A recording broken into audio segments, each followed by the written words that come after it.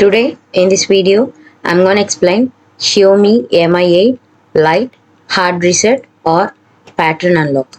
Use the power key to disable the Xiaomi Mi8 Lite. Hold down the power plus volume up buttons simultaneously. Release only the power button when the Xiaomi logo appears. The recovery mode menu will appear on screen.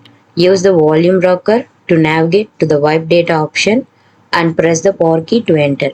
Choose Wipe All Data to continue. Select the Confirm key to initiate the process.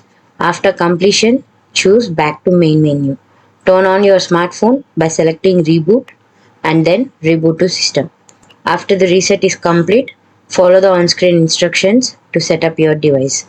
Your phone will be completely reset to its factory settings, just like when you first purchased it. If this video helped you out, please leave a like and comment down below. If this worked for you, thanks for watching.